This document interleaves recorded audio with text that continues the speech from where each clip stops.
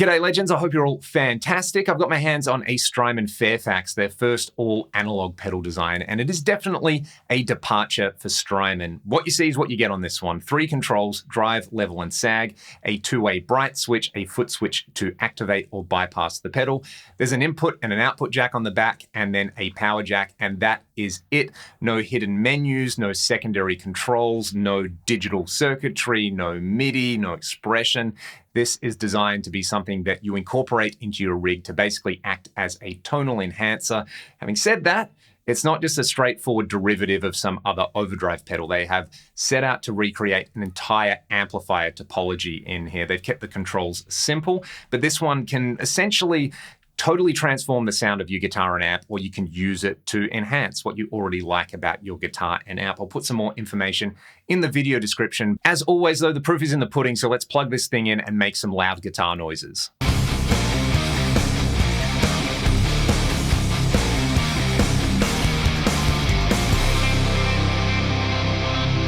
Let's start out with some Strat Tones. This is a totally stock Fender Ultra Luxe Vintage. I'll begin on the neck. Single coil, my starting point on the pedal is bright switch on, drive and sag all the way down, and the level control around 1 o'clock. This works as a really nice subtle tonal enhancer. As I push the drive and the sag, I will also play around with my guitar volume and tone controls. This being based on an entire amplifier topology means that it cleans up really well with your guitar controls. Let's hear it bypass first.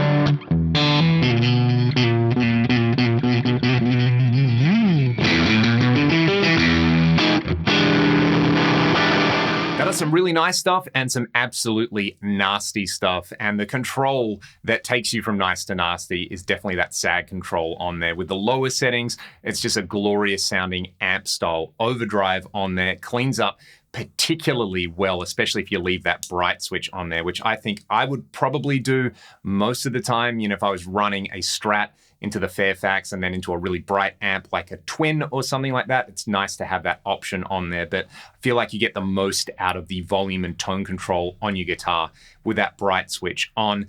The sag control, you know, cranking it up is just disgusting. Keeping it low on there is where I'm going to live for most of the rest of the video. I will crank it for a few tones on there. I like the range of the drive on there as well, where you can have it on 0 and that level control around 1 o'clock if you want to use it as a tonal enhancer. We will hear it into a much higher gain bass tone in just a little bit as a clean style boost. But for now, let's just do the same thing with the Les Paul. This is a 1990 custom with burst buckers in it. I'll start with the FAIRFAX bypass, and this is going to have a crunchier bassline tone.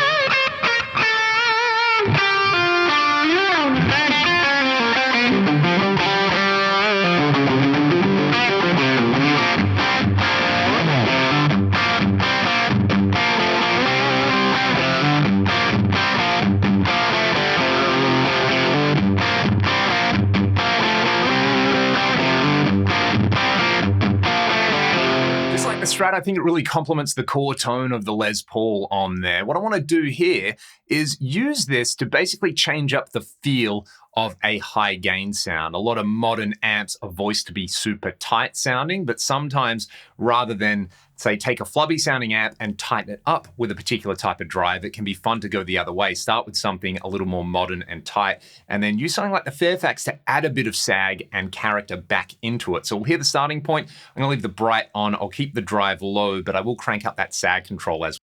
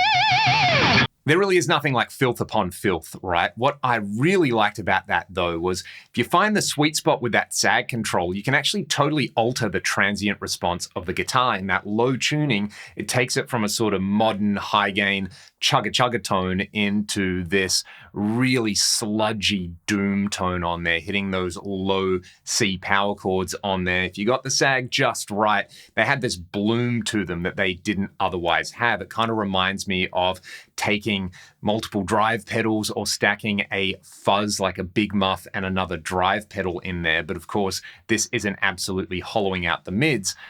on those settings, we're just really using it to kind of change the response of the instrument. So it does interplay with the guitar so nicely. Hopefully that showcases a couple of things you can do really well with the FAIRFAX. I think most people will want to use this for either the more conventional end of the spectrum on there, where you're just using it as a subtle overdrive or a tonal enhancer, basically to take the thing you already like about your guitar and amp and just give you more of it, or they're going to be using it for those like saggy tweed tones in a box. You know, this would be great if you wanted like a Neil Young style tone, or you want that Randy Bachman American Woman lead on there. What I found though is with humbuckers in there, keeping the drive and the level a little more restrained, but making use of this sag control, again, to change that transient response, basically to change up the whole feel of what is going on with an already crunchy or driven guitar sound, is something that I didn't expect to enjoy. Now, I had high hopes for this because basically everything Strymon does, I personally enjoy. There's always so much thought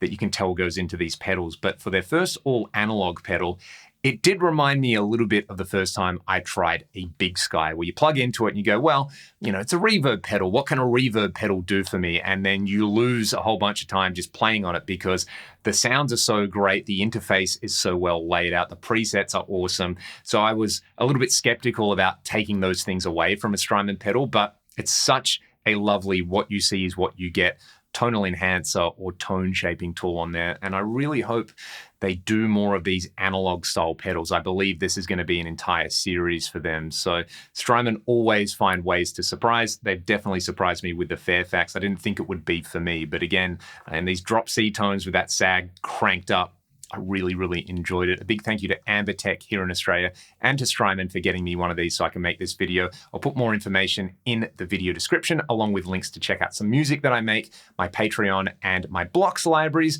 Till next time, though, I'll play you out with some more drop C chungus on the Strymon FAIRFAX. Thanks for watching, and I'll see you next time.